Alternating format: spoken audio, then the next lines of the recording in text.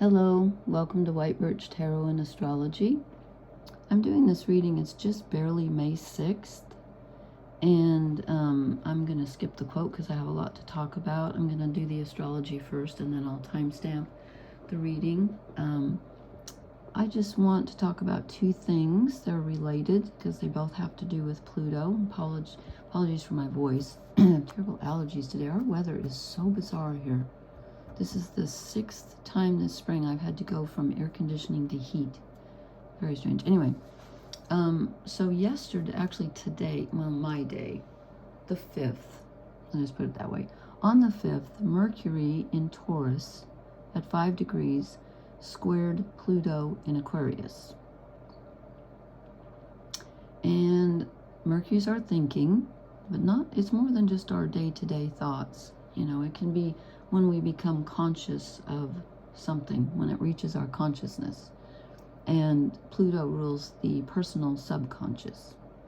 So something we become aware of, and the square is uncomfortable, is something uncomfortable we need to face. And when Mercury's in Taurus, Mercury is thinking about what keeps us comfortable. It's about stability, practicality.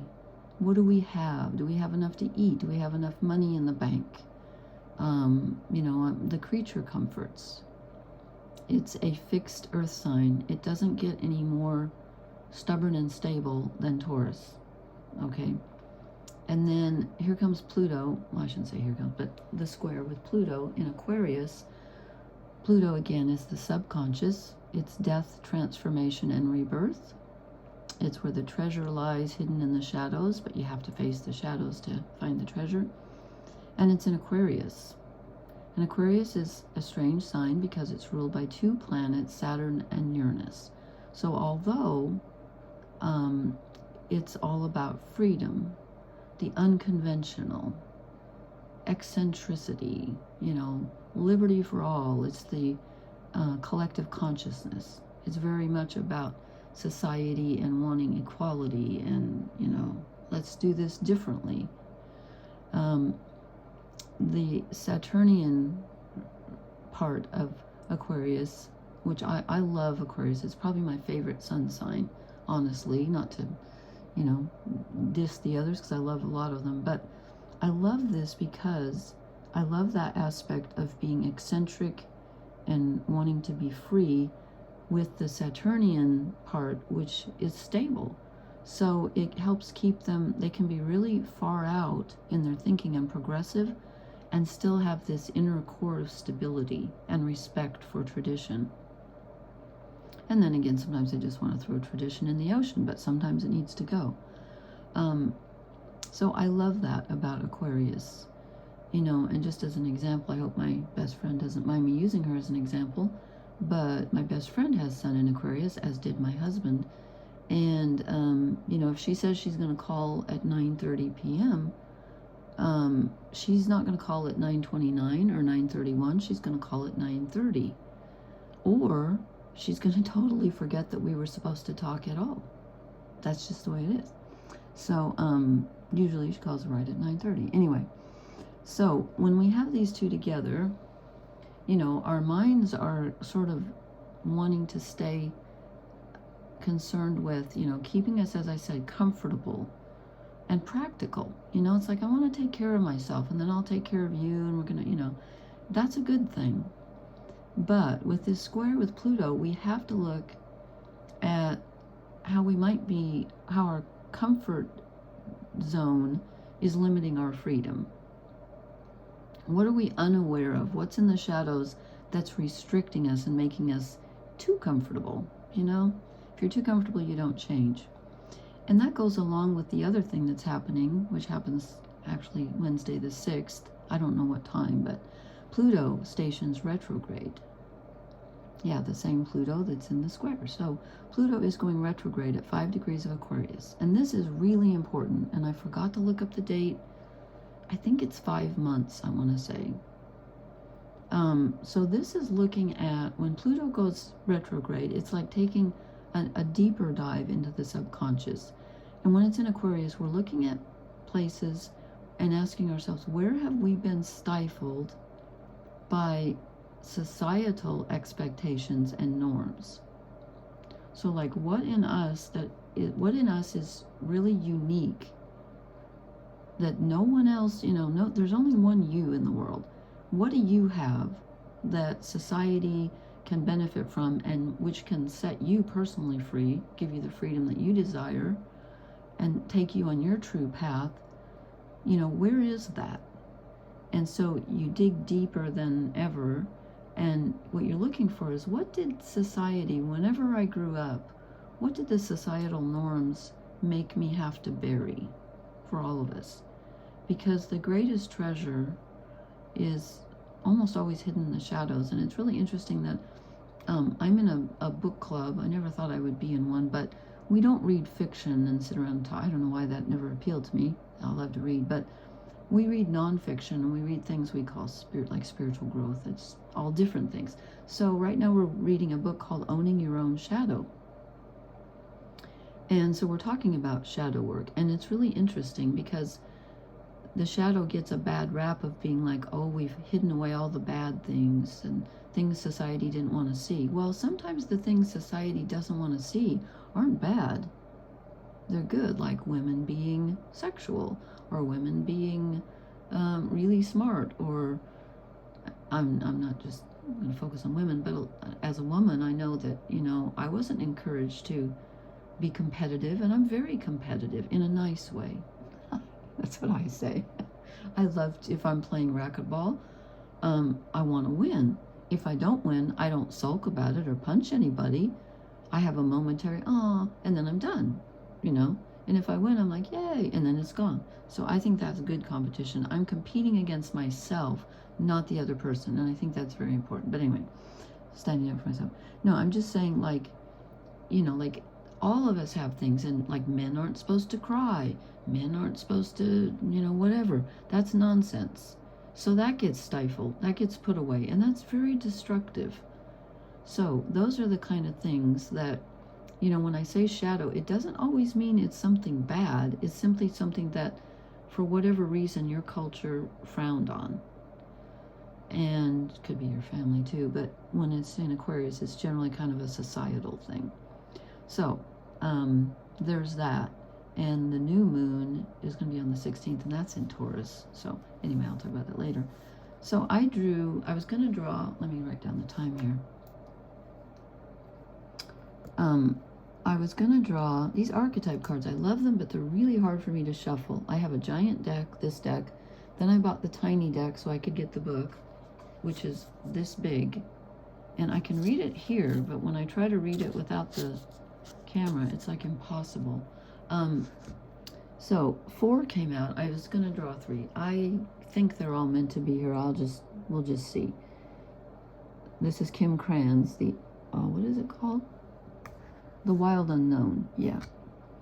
Okay, so we start off with the ocean. And this is interesting because the ocean is the symbol for the subconscious, even though Pluto doesn't rule the ocean. It's still, the ocean is still a symbol of the unconscious. So I'm going to, let's see, that's 35. I marked these, but can I find them? I just want to read a key sentence out of each one because they put things well. It says, to step into its salty waters is to step into the unknown. By its sheer volume, the ocean represents the unconscious. Oh, okay, I already know that. When the energy of the ocean is present, there is change stirring that is beyond any change you've known before. The saline swells work on your very cells, your fibers, your deepest underlying beliefs. Like Aphrodite, we rise from the ocean's froth, a new being. Life has changed, let the wave crash. Okay.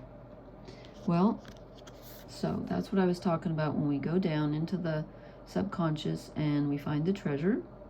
Is that an eyeball? I don't know what it is. Anyway, you have to dig deep if you want to get something. And I feel like since the ocean is here, I know the ocean represents, in astrology, it represents the collective unconscious. But since Pluto represents the personal subconscious, and Pluto's in Aquarius, and there's kind of a tie in there between, what's going on in the collective and what's going on in ourselves. We might have something to contribute to the collective. And then, this was unexpected, we got this I think the last time I drew these, the dead end. Okay, and this is about, I want to read the way they put it because I like this. It says, it is a force that stops us from moving forward as planned. Okay, so it's about, you're moving forward still. It's not stopping you, but it's saying, take a look at where your efforts are simply keeping you comfortable. As I said with Mercury and Taurus, where are you simply keeping yourself comfortable, but you're being hemmed in? Where's your freedom being limited? Something you're doing, some path you're taking, not your entire life, but something you're doing isn't leading anywhere, and yet you're putting energy into it. So look at those places in your life where you're investing a lot of energy, and you're not going to, at the end of the day, you're not going to get anything. And it does say here, the end you face is very much a beginning. There are doors opening all around you, just not the one you planned on walking through. Okay, so it says, if you are honest and courageous enough to accept, adjust, and adapt, or transform, as Pluto would say, the dead end becomes known as life's beginning. Okay, that's hopeful. And then we get the sustainer. And I think this is very interesting in light of Mercury being in Taurus, squaring Pluto, because as I said, Mercury in Taurus is all about keeping us comfortable. It's about doing the daily things that we need to do to keep ourselves fed and housed and warm or cool, as the case may be. And this says, test my eyes here, this is so tiny. It says, so the sustainer, it says, their tasks aren't glamorous.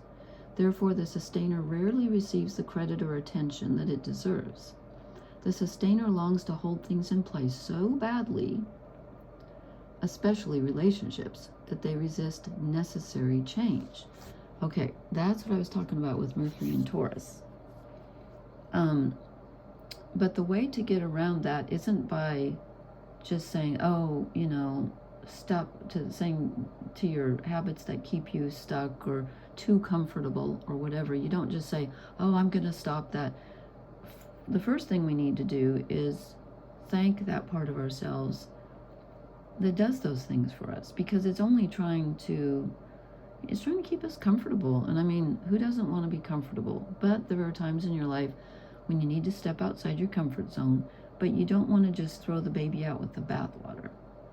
So I would give that part of yourself some loving attention and say, I know that you are trying to keep me safe, and I get that, and that we all like comfort, but maybe we're more adaptable than we think we are, because again, Taurus is fixed earth.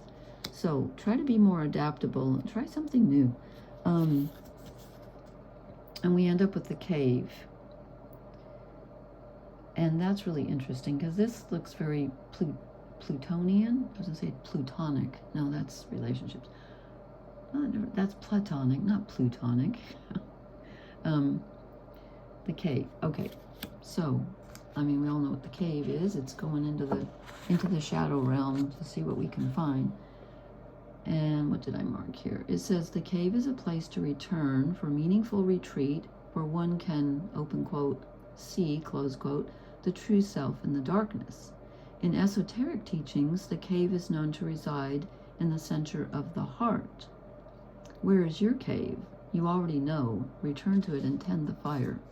Okay, so this is, we go down into our deepest part of ourselves to find the treasure that's waiting there, something that we perhaps, maybe we had to hide it, and we're taking another look at it. We're gonna, dig it up and shine it up and see if we can use it.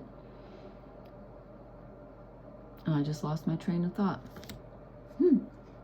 Well, I had a thought. I was leading somewhere and it just went right out of my head. Maybe if I read this again, it will trigger it. What number is this? 32. I open to the sustainer again. Oh. Okay, it's right. Here it is. Okay, there was something I was thinking of. Where's your caveat? Oh, yeah. I was thinking, okay, so this is, it says the answer is in your heart. So I'm thinking about something that you may have known that you loved a long time ago, something you wanted to pursue, whether it's a hobby, a creative activity, a relationship, a place you wanted to live or visit, whatever it is. You knew you loved it, but you had to put it away for whatever reason. And now you go back, you know it's there. You'll know it when you see it because it's not something brand new, I don't think. I think it's been there for a long time, but you haven't had the time or the energy or the wherewithal, whatever, to pursue it, and maybe now is the time. Yeah, I feel that, because whatever you're working on now, there's something you're working on now that just isn't moving you forward. So hopefully this energy will will lead you to that answer. I don't know. Interesting. Okay, so please leave me a comment, let me know how it resonates, and please hit the like, share, and subscribe buttons. Again, the new moon is on the 16th of May. I'll probably post before then, but have a good night or a good day or whatever time it is wherever you are. Blessings, everyone. Thank you for listening. Good night.